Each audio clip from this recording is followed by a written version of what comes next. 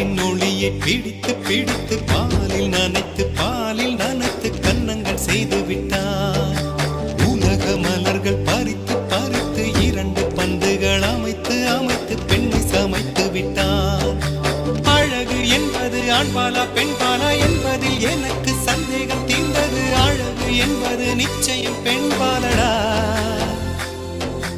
கவிதை என்பது மொழியின் வடிவம் என்றொரு கருத்தும் இன்று உடைந்தது. கவிதை என்பது கன்னி வடிவமடா. மின்னலை பிடித்து